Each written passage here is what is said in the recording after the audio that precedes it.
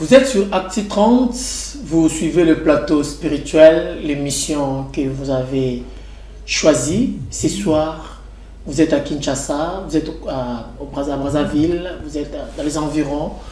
Nous vous saluons, vous disons bonsoir, fidèles téléspectateurs. Nous sommes très heureux d'être devant vous ce soir pour parler des songes et la spiritualité. Pourquoi nous avons choisi les songes et la spiritualité? Vous allez le découvrir tout à l'heure avec le pasteur Joseph Kapumba, qui est le représentant légal de la communauté Les Rachetés de Christ. L'église se situe sur l'avenue Charité numéro 1, quartier Sans Fil, dans la commune de Massina, à Tchangou précisément. Référence immeuble Apocalypse 22. C'est là où vous allez retrouver l'église. Le pasteur Joseph Kapumba, avec lui, on va discuter, on va parler, on va s'échanger sur un grand sujet qui dérange beaucoup de chrétiens, qui dérange beaucoup de gens. Le sujet, c'est le songe. Nous allons lier les songes et la spiritualité. Pasteur Joseph Kapumba, oui. Bonsoir. Bonsoir, Ness. Vous allez bien? Oui, je vais bien par la grâce de Dieu, on tient. Vous avez l'air de quelqu'un qui vient tout fraîchement de retraite. Oui, certainement, oui. C'est notre vie, donc c'est tout le temps qu'on est comme ça. Les hommes de Dieu. Voilà. Vous aimez trop retraite, vous privez des gens, vous privez de tout. Ça sert à quoi? Ça augmente l'onction, ça augmente l'intimité avec Dieu, ou c'est seulement pour le temps, pour lire la Bible, pour se sanctifier davantage? Avec des retraites, ça nous aide à développer une intimité avec Dieu et éviter un peu des distractions des enfants, ta femme ou encore des amis. Et c'est ce qui nous pousse de nous retraiter un peu, parce que notre Seigneur qui est Jésus-Christ, lui, il allait sur des montagnes, se retraiter aussi. C'est un exemple pour nous en tant que serviteurs et enfants de Dieu, et se retraiter à un certain moment pour chercher un peu à développer une intimité personnelle avec Dieu. Les téléspectateurs qui sont en train de nous suivre veulent savoir votre généalogie avant d'arriver ici comme pasteur. Vous venez d'où? Qui est votre père spirituel? Quelle est la communauté ou l'église qui vous a baptisé? Moi, j'ai eu à travailler comme collaborateur avec le pasteur, l'apôtre Bertin Kachama, de la communauté SEC, Centre d'évangélisation charismatique, précisément l'assemblée Vent Nouveau, au niveau de Massina, quartier 3. C'est là où j'étais comme enfant, j'ai grandi là-bas, et après un certain moment, j'ai été ordonné pasteur. Et c'est lui qui m'a ordonné, c'est lui mon père spirituel, l'apôtre Bertin Kachama. Il vous a ordonné pour devenir pasteur en dehors des SEC ou pour devenir pasteur au sein de SEC? Je suis ministre de Dieu. Un ministre de Dieu n'est pas lié aux quatre murs, ni dans une seule communauté. Un ministre de Dieu a le pouvoir, d'abord que le Seigneur lui a donné, lui a établi dès le ventre de sa mère, et puis deuxièmement des anciens, des aînés dans la foi, qui ordonnent aux ministres ou encore aux serviteurs de Dieu d'aller œuvrer selon la vision que le Seigneur va leur révéler. Comment vous avez su que vous êtes ministre? C'était par le songe, par une prophétie? Comment vous vous êtes dit que bon, je suis ministre? Parce que vous avez suivi la théologie ou parce que les choix du pasteur étaient posés sur vous? Non.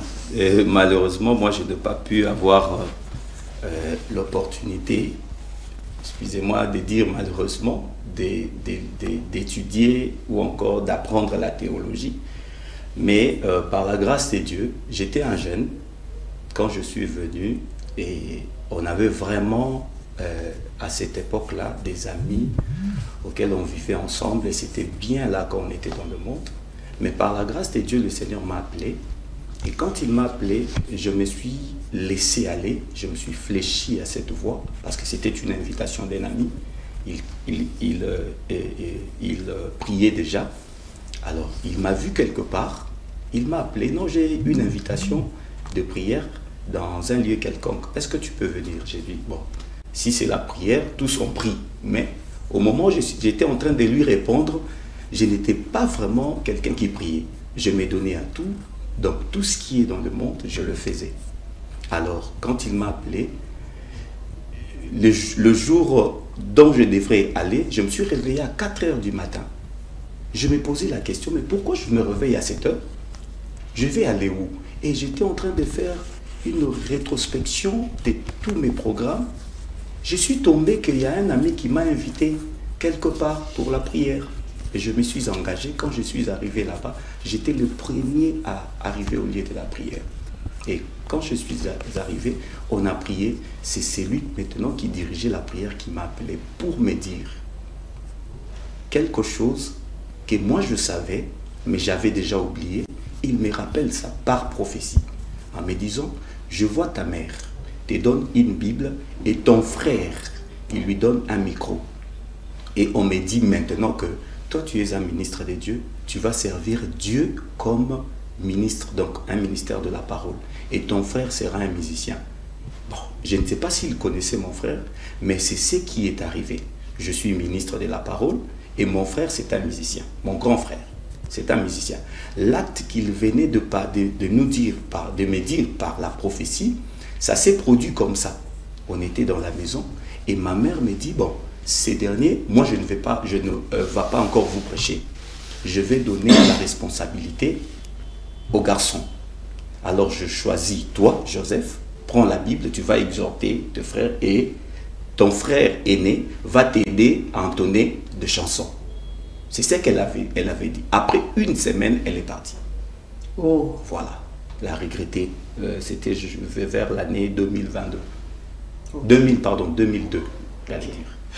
Fidèles téléspectateurs, là vous avez compris le parcours du pasteur Joseph Kapumba, qui est aujourd'hui notre invité. Merci pour les réactions que vous faites déjà dans les réseaux sociaux, parce que nous sommes aussi en direct sur Facebook, sur YouTube, à l'ère actuelle.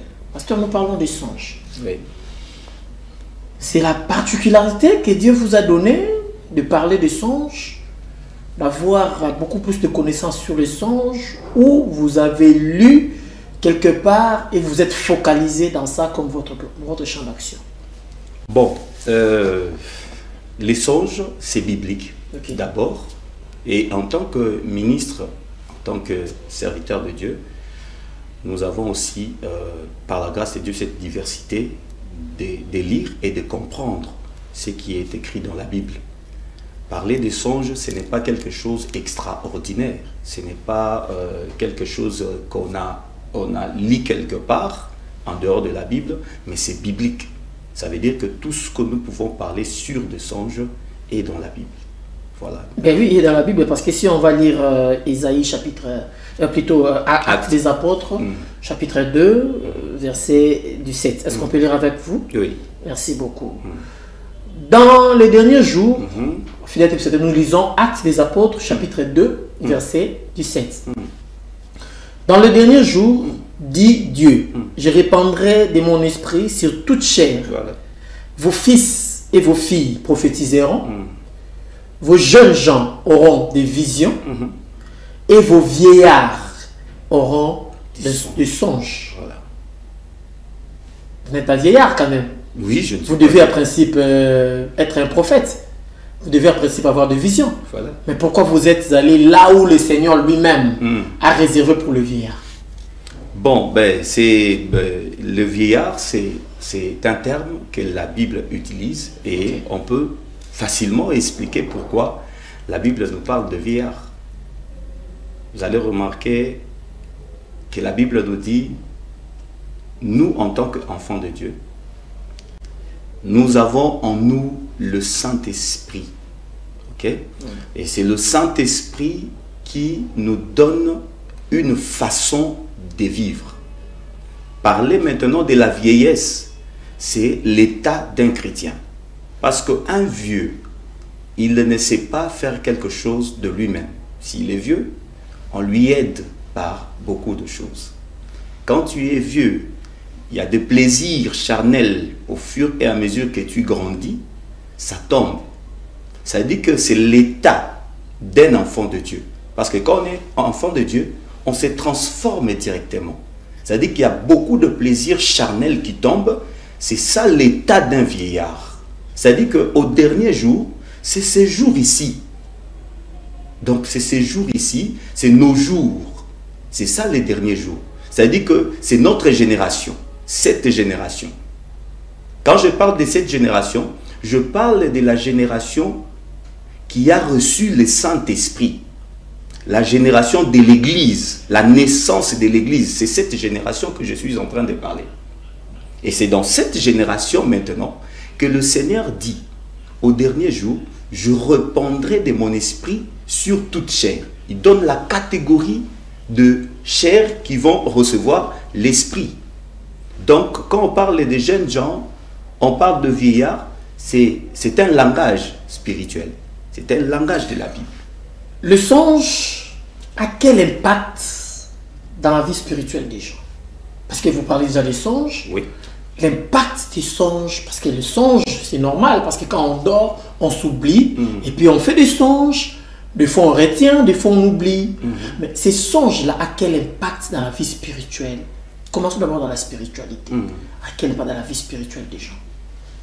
Oui, et énormément, les songes ont vraiment un impact sérieux dans la vie spirituelle. Ok. Vous allez remarquer que la Bible, si vous lisez, si on peut lire. On peut lire, hein? Si on a encore du temps. Si on peut lire. La Bible nous parle de Nombre. Nous sommes dans Nombre. Nous allons prendre quelques versets. Nous sommes dans Nombre chapitre 12. Nous allons lire le verset 5 jusqu'au verset 7. Ok. Nous pouvons lire. L'Éternel descendit dans la colonne des nuées et il s'étint à l'entrée de la tente. Il appela Aaron et Marie qui s'avancèrent tous les deux. Et il dit, écoutez bien mes paroles. Ça, c'est l'Éternel qui parle. Il dit, lorsqu'il y aura parmi vous un prophète, c'est dans une vision que moi, l'Éternel, je me révélerai à lui. C'est dans un songe que je lui parlerai. Ça veut dire qu'ici déjà, quand on parle d'un prophète, on voit quelqu'un qui exerce, au-delà d'être ministre, qui exerce les dons aussi prophétiques. Ok. Parce qu'il y a une très grande différence entre un prophète de ministère et un prophète des dons. Parce qu'un prophète des ministères, il n'est pas nécessairement obligé de commencer à donner les gens de messages, comme quoi je t'ai vu et tu es en train de marcher et je vois ça. Non. Ça, pour un prophète de ministère, ça peut être ou ne pas être. C'est-à-dire qu'il peut avoir les dons prophétiques ou ne pas avoir les dons prophétiques. Il est prophète de ministère. Il y a une très grande différence. Maintenant, à ceux qui utilisent ou qui pratiquent ces dons-là, les dons de la prophétie, le Seigneur précise. Ici, le Seigneur parle à Aaron et à Marie, le frère de Moïse et sa sœur. Parce qu'ils se sont révoltés contre Moïse pour quelques sujets. Mais la Bible nous dit, l'Éternel maintenant va prendre la charge de leur parler. Pour dire que je parle, et s'il y aura au milieu de vous un prophète, je lui parlerai par des visions. Je lui parlerai par de songes.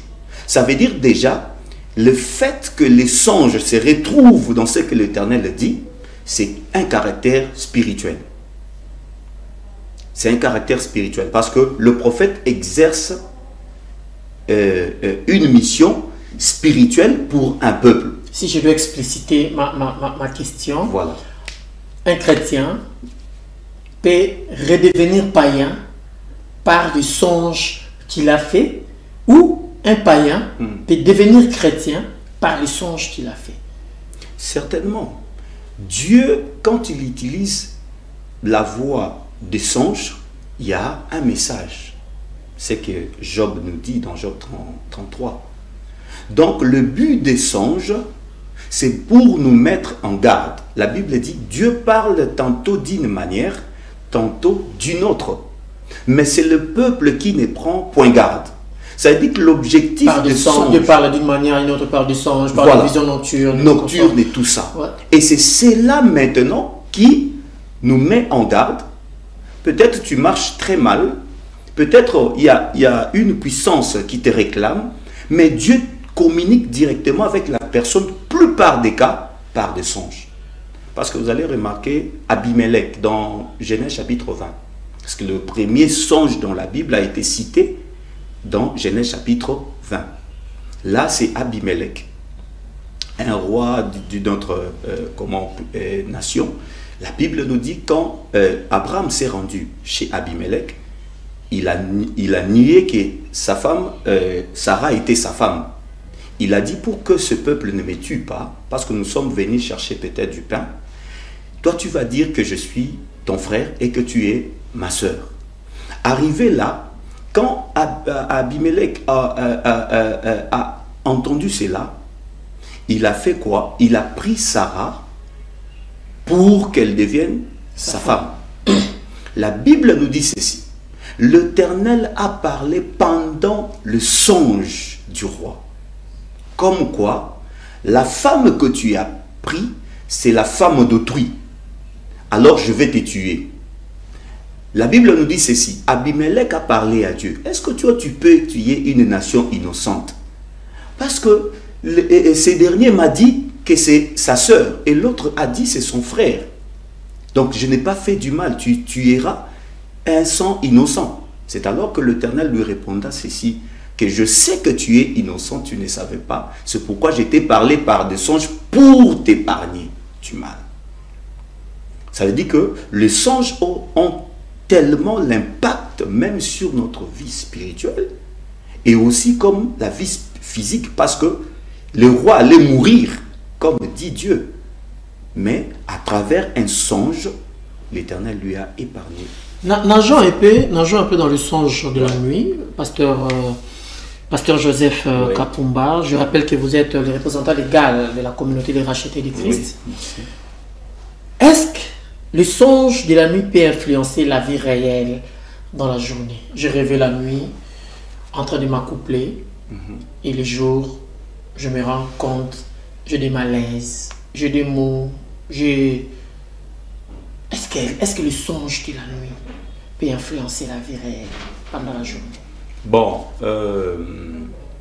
en réalité, avec les songes, il y a plusieurs catégories qu'on peut parler de songer, parce que les songes, c'est particulièrement quelque chose que Dieu communique à tout être. Ce n'est pas seulement pour un chrétien.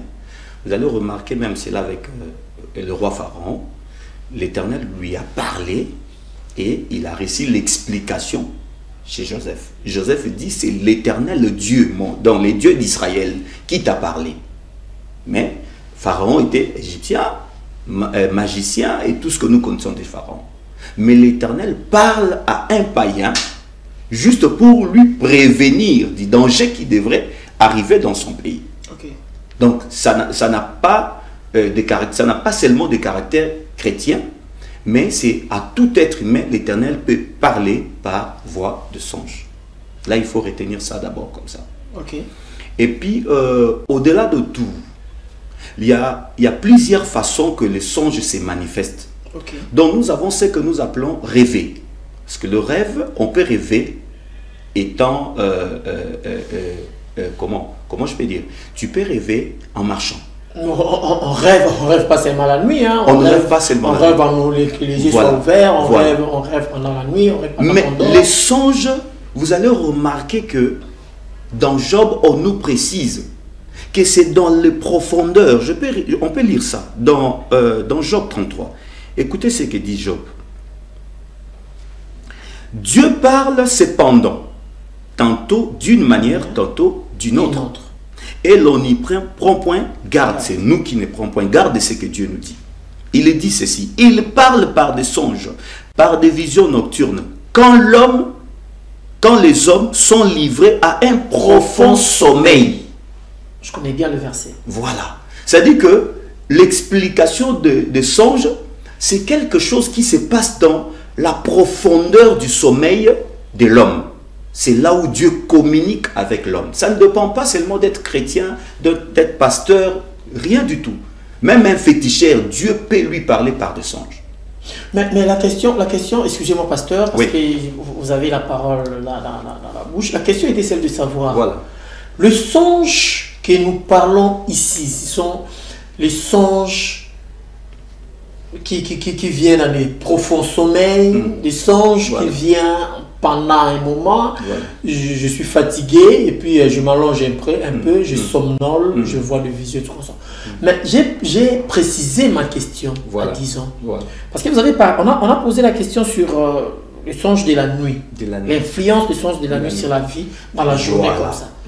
Est-ce qu'on peut avoir du songe la nuit, et être refusé du boulot, être chassé du boulot, et le jour où tu te présentes au boulot, on te dit tu es viré. Est-ce possible? C'est possible. Explique-nous. Bon, c'est possible, comme nous venons à peine de le dire, que les songes, d'abord, c'est un secret que Dieu révèle à tout être humain.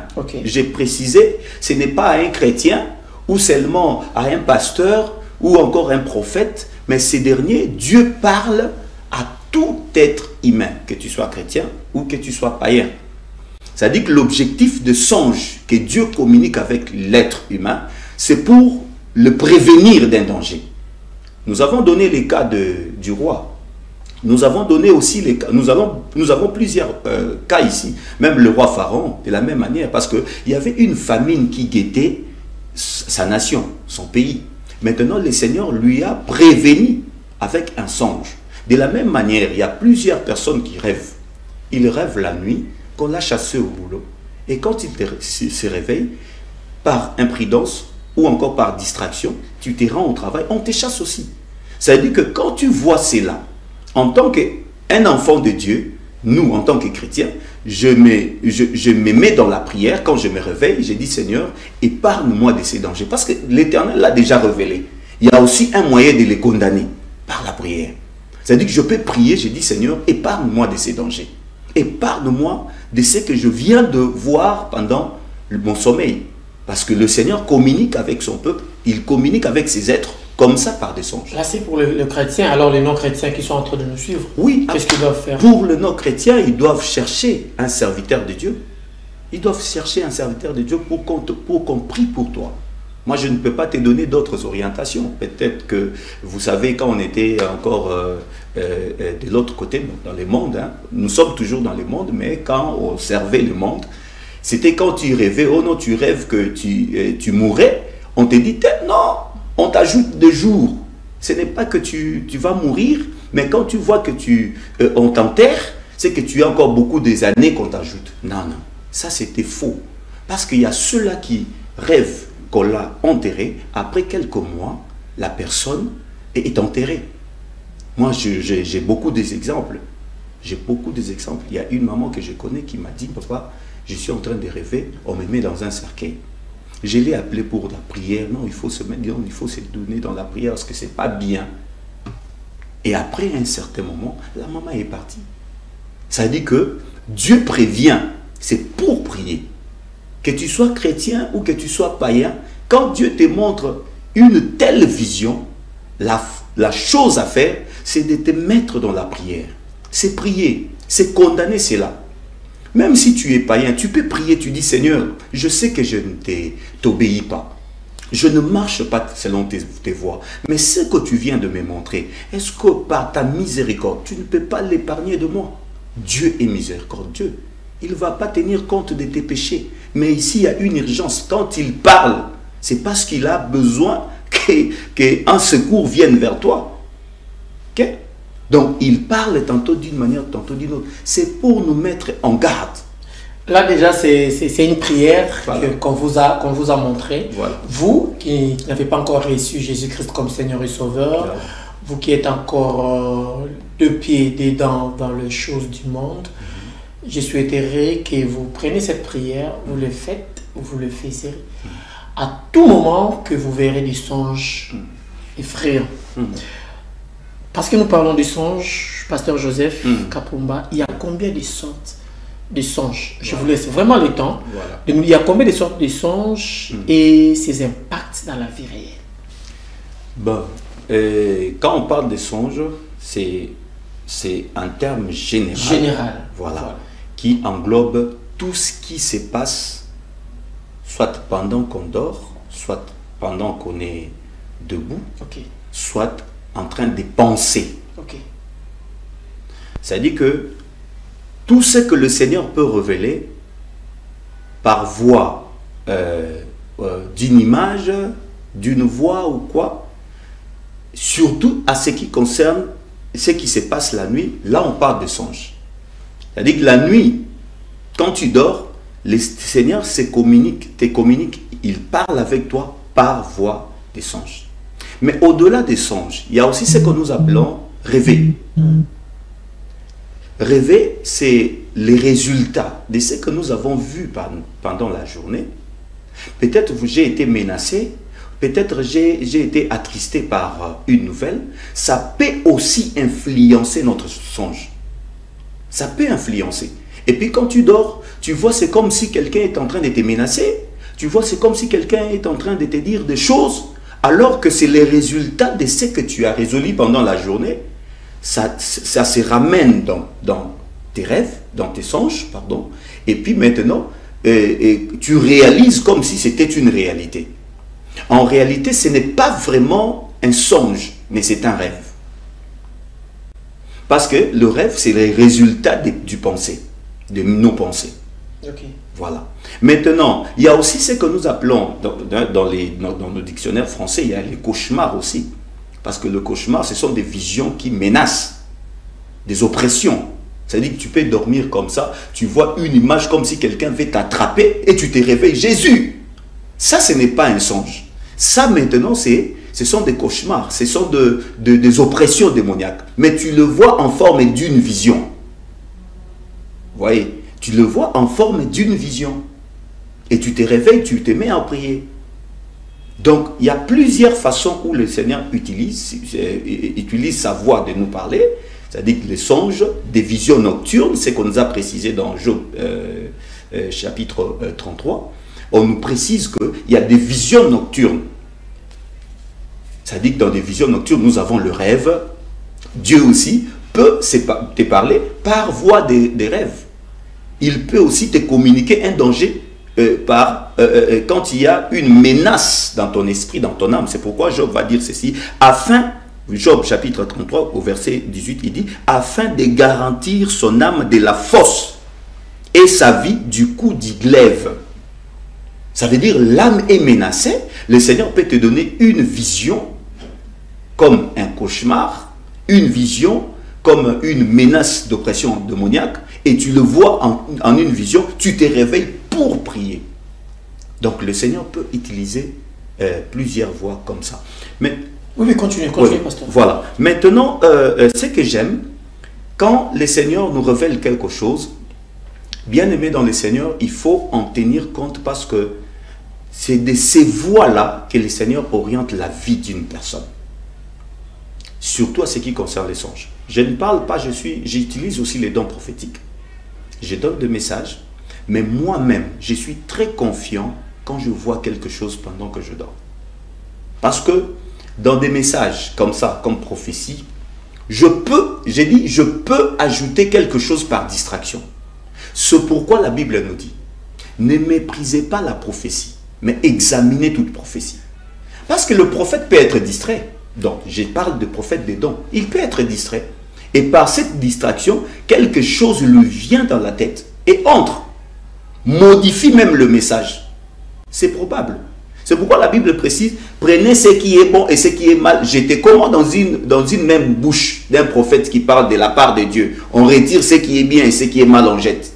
Ça veut dire que quand un prophète est distrait, il y a une mauvaise prophétie qui entre.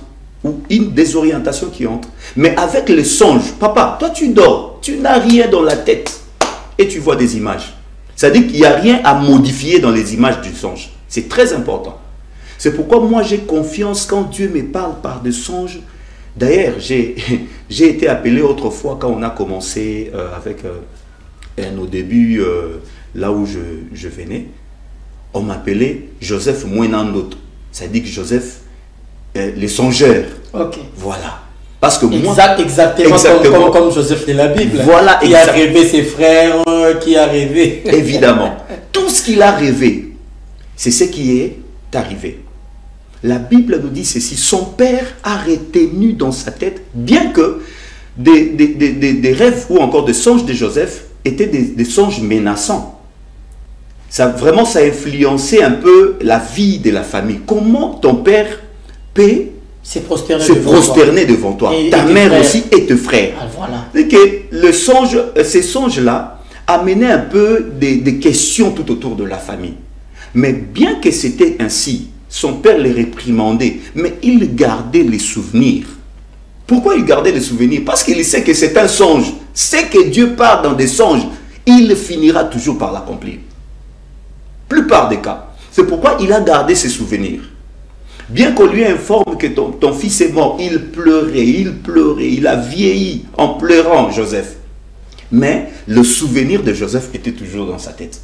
Quand on lui a informé que ton enfant Joseph vit encore, vraiment il s'est tressailli de joie, il était joyeux parce qu'il gardait en lui un souvenir des songes de Joseph. Qu'est-ce qu'on peut retenir de ça? Le songe. Voilà. On ne parle pas de l'histoire de Joseph. Voilà. Fidèles téléspectateurs, nous avons reçu pour vous le pasteur Joseph Kapumba. À l'époque, on l'appelait Joseph Mwenandoto. Voilà. Donc, ce qui veut dire Joseph le songeur. Voilà. C'est lui qui porte des songes. Voilà. Il est le représentant légal de la communauté, les rachetés de Christ. Voilà. C'est avec lui que nous entretenons sur les songes et la spiritualité. Voilà. Pasteur, c'est lui ou celle qui est victime par ces songes, comme vous venez de le dire, doit faire quoi? Doit éviter les songes? Qu'est-ce qu'il doit faire? Doit éviter de dormir profondément? Doit dormir saoulé? Parce que bon, si je dors sec, j'aurai des songes qui peuvent influencer ma vie, alors je dois prendre l'alcool pour dormir. Qu'est-ce qu'il doit? Qu'est-ce que c'est? Je réponds ça par une écriture. Daniel chapitre 2. Nous allons commencer par le verset 10 et nous lisons le verset 11. Nous allons encore ajouter. Nous lisons d'abord. Les Chaldéens répondent au roi. Il n'est personne sur la terre qui puisse dire ce que demande le roi. Parce que le roi demandait qu'on puisse lui dire les songes qu'il avait vus et qu'on lui en donne l'explication. Okay. Alors, les Chaldéens, ce sont des magiciens qui entourent le roi et tout ça pour l'orienter spirituellement. Ils disent ceci au roi, que c'est impossible. Il n'est personne sur la terre qui puisse dire ce que demande le roi. Aussi, il dit, jamais roi, quelque grand, puissant qui ait été, n'a existé une pareille chose d'aucun magicien, astrologue ou encore chaldéen. Alors, bien aimé, écoutez, le verset 11, la Bible nous dit ceci. Ce que le roi demandait était difficile et il n'y a personne qui puisse les dire au roi, excepté les dieux dont la demeure n'est pas parmi les hommes. Ça, c'est la déclaration des magiciens. Ils disent que ce que le roi demande, c'est que le songe, c'est un secret des dieux. Les gens qui n'habitent pas sur cette terre. Ça veut dire que si quelqu'un est impacté par ces songes, ce qu'il doit chercher, c'est de développer la spiritualité en lui. Sa vie de prière. Parce que nous, en tant que chrétiens, quand on parle de la spiritualité, c'est la vie de prière. C'est une sorte de méditation qui nourrit notre vie spirituelle. C'est-à-dire que quand il parlait ainsi, il faisait allusion à des gens qui ont des rêves et que les impacts de ces rêves se manifestent dans leur vie. C'est-à-dire que le moyen à faire, la chose à faire, la solution à trouver quand tu as des impacts comme ça de rêves sur ta vie, c'est de chercher Dieu. C'est de chercher Dieu de tout son cœur. C'est de te mettre dans la prière.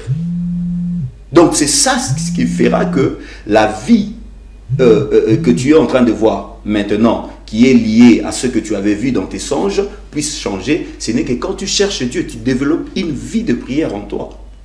Ou encore, tu te donnes maintenant à voir les explications de tes rêves par voie des serviteurs de Dieu, à qui Dieu a donné la sagesse de le faire. Nous sommes déjà à la fin, pasteur Joseph. Merci. Mais il y a une petite question qui est restée. Fidèles téléspectateurs, nous chitons déjà. Oui. Nous allons mollo, petit à petit à la fin de notre émission. Nous avons une petite question à poser au pasteur Joseph. Pasteur Joseph, oui. Si les songes ont de l'influence dans la vie des gens, qu'est-ce qu'il faut éviter pour ne pas être victime de ses propres songes? Je crois que j'étais Le péché. Voilà. Là c'est moi qui propose. Non, mais proposer, je vais... Je ne peux pas poser la question et voir la réponse au même moment. Voilà. Qu'est-ce qu'on doit éviter pour préparer sa vie ou pour épargner sa vie à l'influence des songes? Je vais d'abord dire quelque chose qui est très important aussi. Okay. Et plupart des cas, beaucoup ont des rêves, ont des oppressions démoniaques.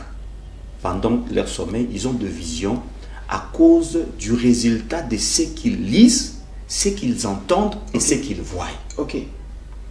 Il y a vraiment un impact sur ce que nous lisons, ce que nous regardons, nous regardons, nous voyons, et ce que nous attendons. Plupart des cas, vous allez voir des jeunes, ils sont dans des films pornographiques. Ils sont dans des conversations bizarres. Ils sont dans beaucoup de choses. Ils lisent des livres n'importe comment. Ça aussi, ça peut influencer. Parce que je sais une sœur que j'étais en train d'encadrer spirituellement. Il est venu me dire que papa, voilà, j'ai rêvé ceci, ceci. C'est comme si j'avais un homme et tout ça, on faisait l'amour et tout ça. J'ai dit, mais c'est bien, c'est une affectation, comme on a toujours dit, une affectation de mari, de nuit, et ainsi de suite. Mais comme on a toujours dit, j'ai aimé l'expression. Voilà. Comme on a toujours dit. Voilà. Continuez, parce comme on a toujours dit. Alors, la sœur, quand j'ai parlé avec la sœur, la seule question que j'ai posée à la sœur, qu'est-ce que tu as lu avant de dormir?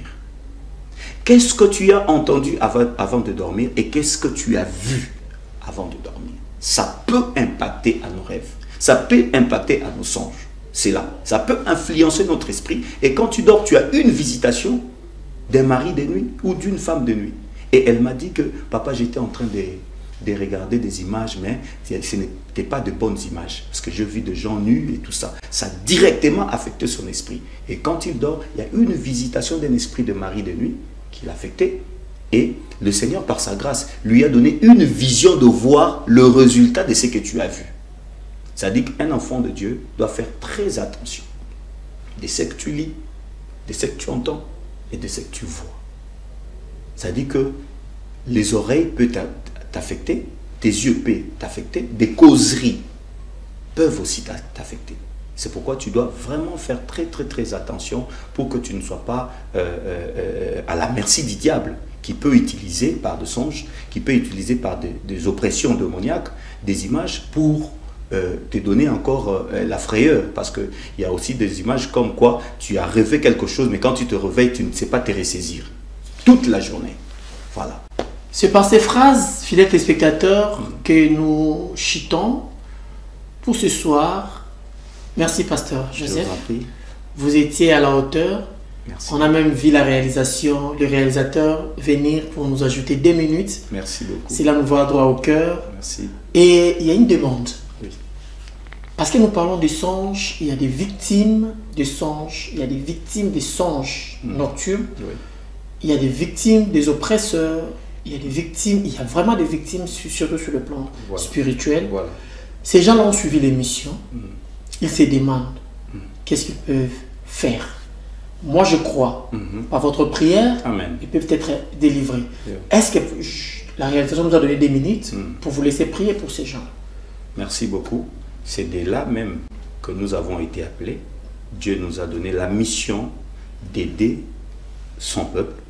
Et à chaque moment que je trouve une telle situation dans le peuple de Dieu, je dois réagir en tant que serviteur de Dieu. C'est pourquoi je vais t'aider, toi qui as des rêves un peu bizarres, toi qui as des songes compliqués, toi qui as des oppressions démoniaques et des obsessions aussi démoniaques et qui caractérisent maintenant de mauvaises visions pendant que tu dors. Je vais prier pour toi parce que je crois à la puissance du Saint-Esprit et je crois que dès que je vais prier pour toi, le Seigneur va apporter son soutien dans ta vie et tu auras vraiment une vie meilleure. Si tu crois avec moi, je vais prier pour toi.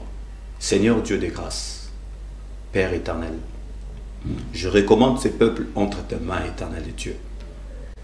Ils étaient nombreux pour nous écouter, mais la Bible me dit c'est poussé par ton esprit que les hommes ont parlé de ta part. Et je crois que, Seigneur Dieu des grâces, dans ce plateau, nous avons été animés par ton esprit. Laisse à ce que, Seigneur Dieu, que ton esprit influence la vie de tout un chacun de nous. Tout ce peuple qui ont de problèmes pendant leur sommeil, qui ont de visions bizarres, de visions compliquées, qui n'arrivent même plus à avoir des explications éternelles. C'est lui qui explique les songes sur toi. C'est lui qui donne les songes sur toi. C'est pourquoi je te prie, Seigneur Dieu, de les épargner de tout danger. Des influences démoniaques, des envoûtements, des oppressions démoniaques, des obsessions démoniaques, au nom de Jésus-Christ de Nazareth. Seigneur Dieu, que ta paix nous soit favorable. Nous avons ainsi prié par ton nom Jésus-Christ. Amen. Amen. Merci beaucoup, fidèles téléspectateurs. Je pense que vous avez dit Amen avec nous. Nous avons réussi pour vous aujourd'hui, ce soir, le pasteur Joseph Kapumba. Il est le représentant légal de la communauté Les Rachetés de Christ, située à Massina. Quartier sans fil, avenue Charité numéro 1, référence immeuble Apocalypse Vendée. Ceux qui veulent entrer en contact avec vous, pasteur, oui, ils peuvent faire comment? Vraiment, j'ai un numéro de téléphone. Ok, vous pouvez le passer. Voilà, je suis dans Orange, le réseau Orange. Le numéro c'est 080. Commencez plutôt par plus 243. Plus 243, excusez. 89 25 61 336. 89 plus 243. Voilà. 89 25 61 336. Je suis même sur WhatsApp avec ces mêmes numéros. Tu peux nous contacter. Et puis, nous avons aussi nos réseaux sociaux. Donc, le racheté, la communauté Les Rachetés de Christ sur Facebook, sur TikTok et nous sommes aussi sur YouTube. Donc, si tu veux nous contacter avec ces réseaux sociaux, vous allez entrer en contact avec le pasteur Joseph et encore son équipe. Voilà. Vous qui avez suivi cette émission depuis Brazzaville, vous ne cessez de nous écrire. Là, je vois la sœur Ritz Louta, je vois la sœur Sandra Fila, je vois Clémence Lumana, et puis je vois aussi Cédric Mvula qui est ici à Kinshasa en train de suivre l'émission et nous dire qu'il est très touché par l'émission. Que Dieu vous bénisse et on se verra à la prochaine. Merci.